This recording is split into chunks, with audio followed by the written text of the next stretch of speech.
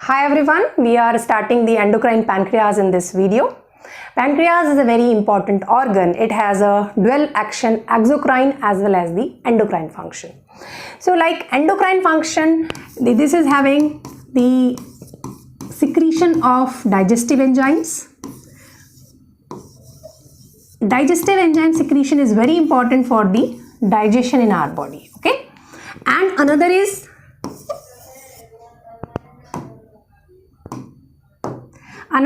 endocrine. Endocrine portion is important for the hormone secretions.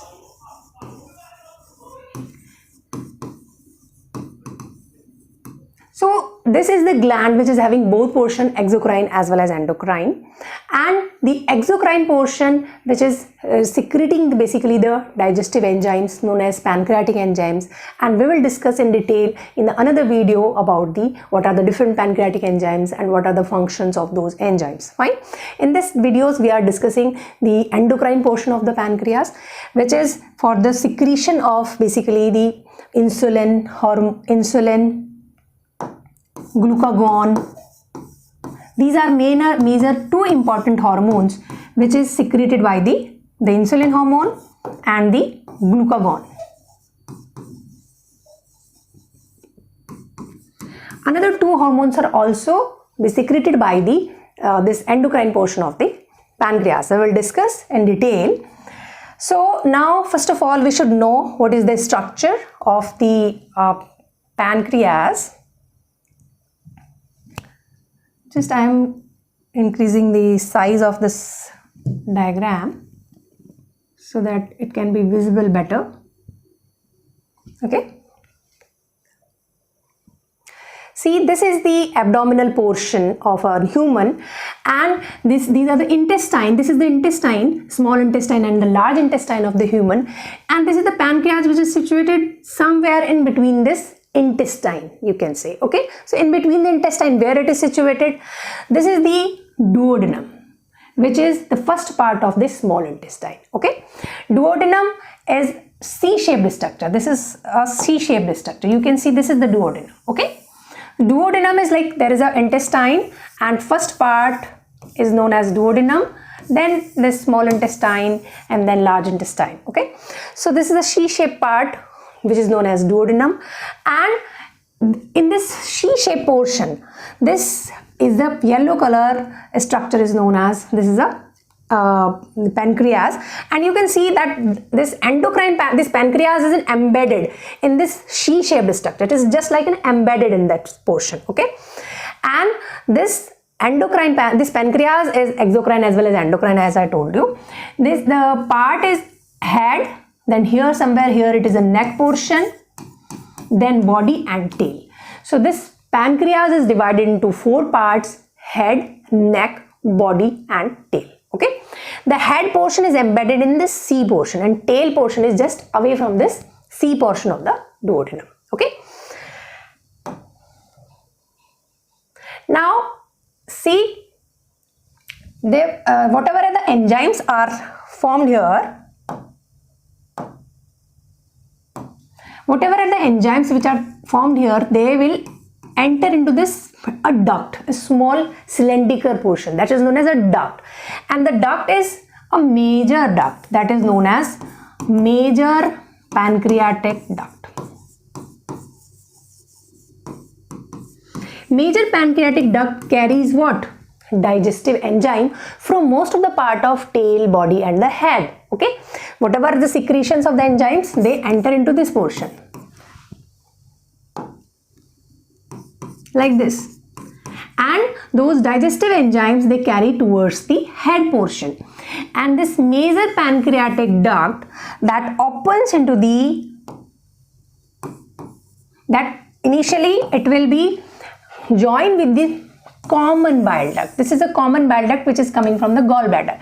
See, this portion is known as gallbladder. So from the gallbladder there is a known as cystic duct. Okay, I am just telling you like cystic duct is coming from gallbladder. So cystic duct meet with the hepatic duct. Hepatic duct is known as, this hepatic duct is coming from liver. Okay, From here, the gallbladder, cystic duct is coming. This is known as cystic duct. This one. This is cystic duct. Okay. And here somewhere here is a liver. Okay. From liver, the duct is known as hepatic duct. So common cystic duct and hepatic duct, they both join and make common bile duct. So cystic duct and from the liver, the hepatic duct, this is hepatic duct, they both join and make the common bile duct. This is the common bile duct. Common bile duct and the major pancreatic duct, this is coming major pancreatic duct, both join together and they make this one major they make a common duct and they open into the center of this duodenum. See, this is the first part of duodenum, second part of duodenum and third part of duodenum. If we divide this C into the three parts, first part, this middle part is second part and this is third part. So at the middle of the second part, these both ducts join and then they open through a papilla. That papilla is known as major duodenal papilla. Major duodenal papilla. Fine. There is another duct which is accessory pancreatic duct.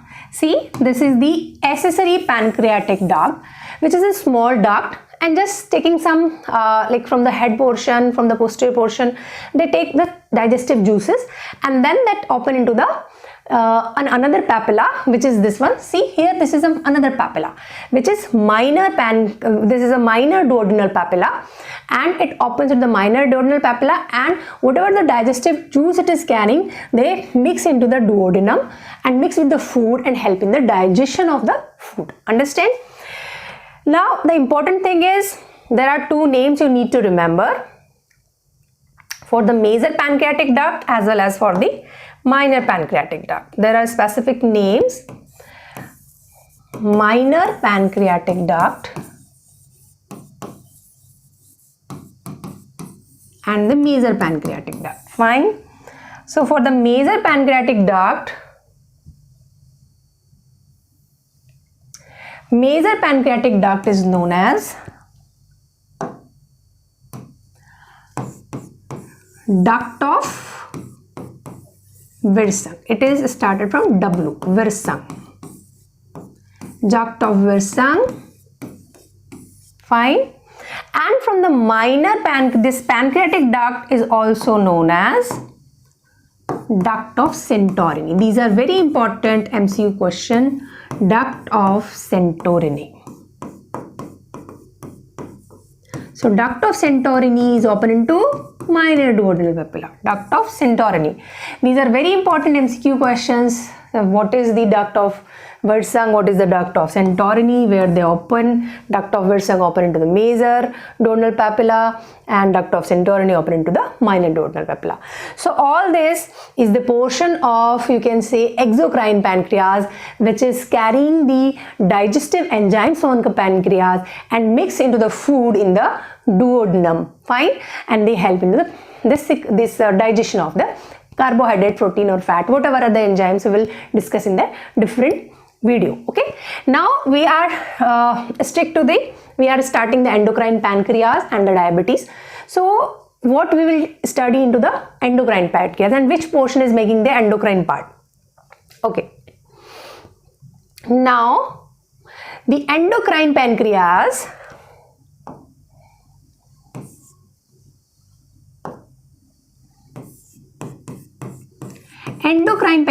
is the portion which secretes the hormone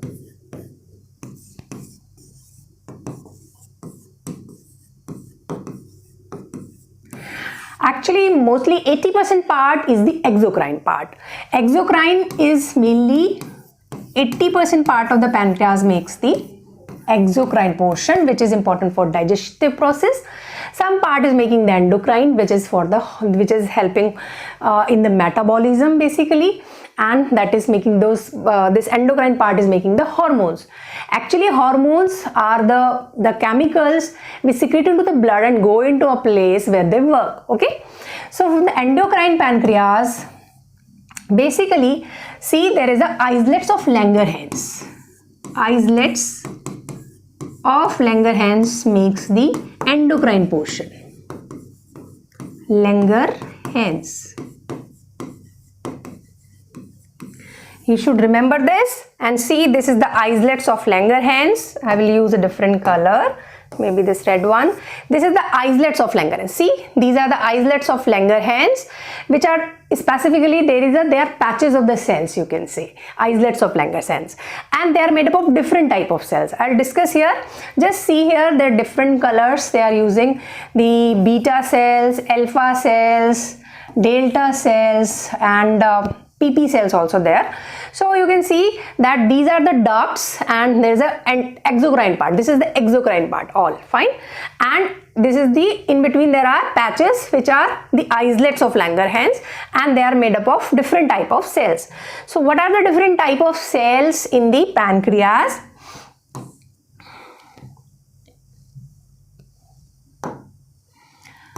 There are, you can remember one mnemonic for that, because insulin is very important. So by which cells this insulin is secreted, you just remember a mnemonic, bad people, to remember the different cells and the different hormones. Fine. B for beta cells or B cells. They are mainly for the insulin secretion. Okay.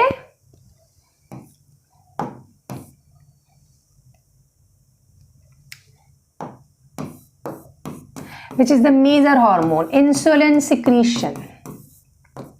So insulin is formed from the beta cells, and remember, this beta cells are making the 60 to 70 portion of all the cells.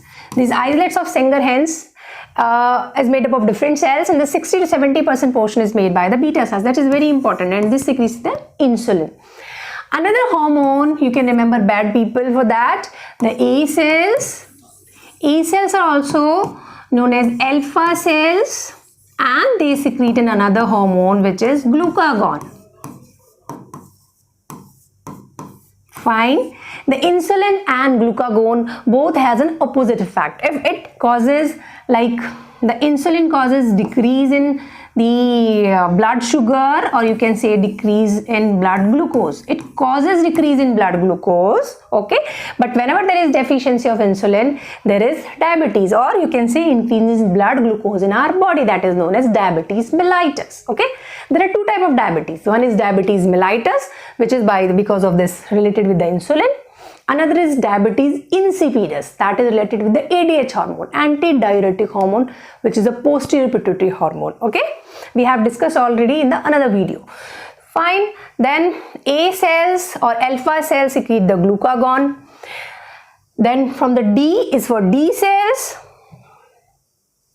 See, there is D cells, or we can say them delta cells. D cells secrete another hormone which is known as somatostatin. Fine. So now BAD, B-A-D, insulin, glucagon, somatostatin. Another is people. So from people it is just a secrete polypeptide. So you can say they are PP cells, or they are also known as F cells actually. Okay, and they are causing secretion of pancreatic polypeptide. Pancreatic polypeptide. So these are the four hormones which are secreted from the endocrine pancreas. Endocrine portion of the pancreas is lesser in the percentage as compared to exocrine pancreas. The endocrine pancreas has four types of cells: B cells, A cells, D cells, and the PP cells. Insulin, glucagon, somatostatin, and the pancreatic polypeptide. Fine. Now, just have an idea about the insulin and glucagon. Now, what causes insulin? Decrease in glucose. So, if there is deficiency of the insulin, what will happen? There is increase in blood glucose. Where it is increasing? In the blood. So increase in blood glucose is because of the deficiency of the insulin, and that causes the diabetes mellitus. We can say the term for this is hyperglycemia. The increase in the glucose is known as hyperglycemia. Fine. And the action of insulin is decrease in glucose. This is known as hypo. So this is hypo. Hypo means less, hyper means high. Hypoglycemia. Fine. Now the role of glucagon is opposite to that. It causes increase in glucose level in the blood, and whenever there is deficiency of the glucagon, it helps in decreasing the glucose. Understand? The term you can remember, decrease is hypo, increase is hyper. Fine. So deficiency causes this one, or it may be excess in the body. So if there is excess of these hormone in the body, what will happen? If there is excess of insulin, what will happen? It was a normal function of the insulin was decrease in glucose, so it causes more decrease in the glucose. Understand? Function of glucagon was increase in glucose. If there is an excess, it will cause more increase in the glucose. Fine, in the blood. So what the glucose do? It can worsen the diabetes. Understand what the glucagon do? Glucagon can worsen the diabetes. Remember, it is an important MCQ question also, and as a medical professional, everybody should know the function of insulin and glucose. That is opposite to each other. So glucagon precipitates diabetes. Understand? Diabetes, especially diabetes mellitus, we should say. Fine. So, and this is causing hypoglycemia. The excess of insulin is there. There is a more hypoglycemia. Fine. In our body, the balance of insulin and glucose is very important. Their concentration should be in the balance, because one is for increasing, another is for decreasing. One is for increasing, another is for decreasing. So that's why their concentration should be in such a way that there should be balance. If there is an imbalance, either insulin is increased or decreased, either glucagon is increased or decreased, the balance will be not there and there will be problems in the glucose level. Understand? Fine. Another important point is that excess of insulin causes hypoglycemia. So if suppose a person comes to a clinic with the, like suppose a person is a known case of diabetes mellitus, okay, and he is on insulin, he or she is on insulin. The patient is faint, and the patient relatives came, bring that patient to the clinic, and we are seeing that patient is unconscious. Okay, so we are not able to take proper history. That what happens. Okay, so and suppose we are thinking that it is a diabetes patient, maybe the blood sugar is increased, and if we give the insulin, so then what can happen? In the diabetic patient, basically there is a chances of hypoglycemia also. Patient is on insulin. Sometimes suppose patient has not taken a breakfast, okay, or skip any meal, then what happens? The patient is on the this insulin. Though what insulin causes? Insulin causes decrease. Insulin causes hypoglycemia. It reduces the blood glucose. Person has not taken the breakfast or skip any meal, and he take the insulin. Maybe the person is having hypoglycemic episode. And if you give the insulin at that time without taking history, without taking a blood sugar level, then the person may die, or it can cause a worsening of this hypoglycemia. So remember, this is a very important clinical point. Always you should take history that patient has skipped a breakfast or any meal, or patient has taken the insulin or not. And always just a prick test, just a very small, it's in the seconds. Take the prick test, that whatever is the blood glucose. See in the diabetic patients, is it high or is it low? The patient is going in the hyperglycemia or in the hypoglycemia. Then treat according to that. If there is hypoglycemia, you can give insulin or whatever the drugs required. If hypoglycemia, don't give it. We have to give the glucose even to the diabetic patient to make it normal. Fine. So that's very, very important point. That's why the glucose, glucagon and this insulin level in the you can say in the blood, they should be in the you can say homeostasis. Okay. Now few important clinical points about the structure as well. I will take another color. Now it become boring. So one is important is like question is the endocrine cells. So you can say where at which portion of the pancreas islets of langerhans are highest in number. Okay, one question is this MCQ question. Options are head, neck, body or tail. So answer is tail. Actually islets of langerhans, they are more at the level of this tail. हमने भी पढ़ा था यहाँ पे. So this is maximum at the level of tail. This is the answer of this question. Okay. Now in the human body, how many islet cells are there? So in human body,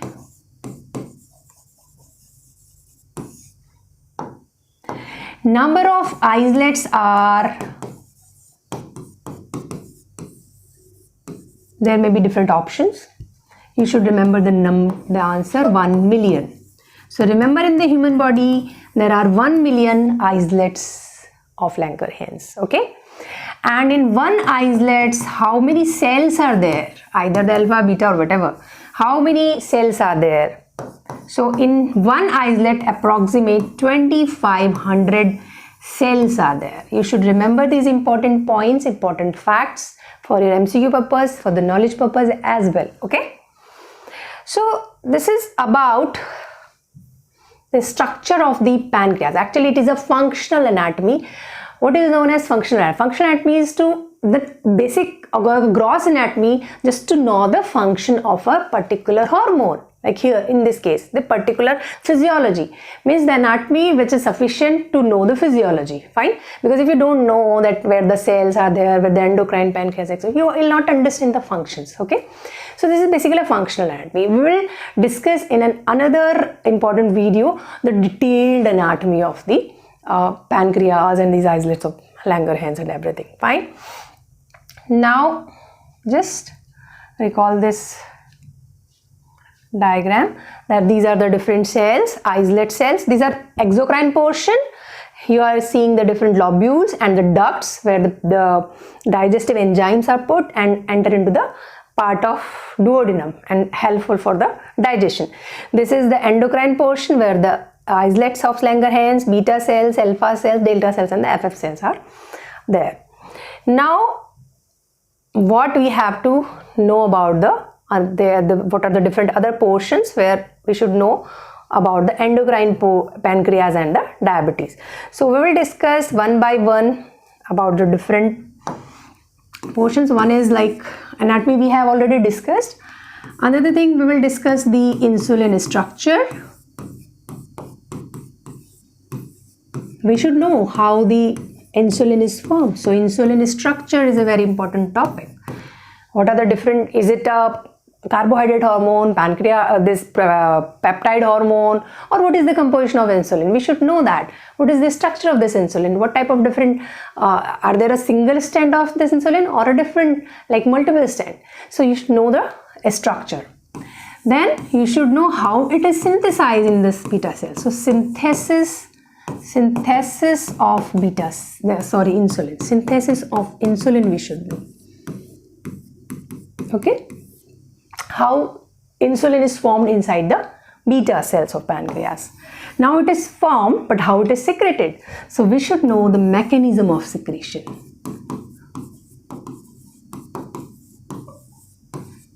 Mechanism of secretion of pancreas. Sorry, mechanism of secretion of insulin.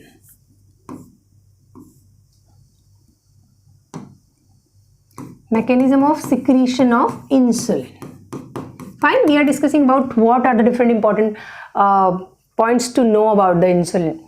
Now secretion is there, then you should know mechanism of action of insulin, how insulin act.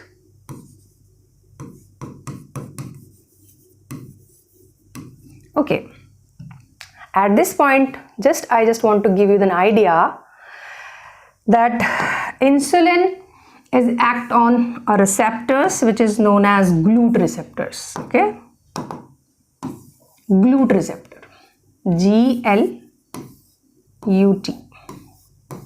GLUT receptor.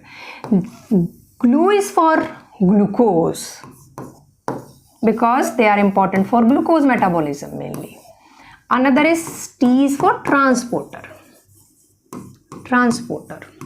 glucose transporter. Glucose transporter is actually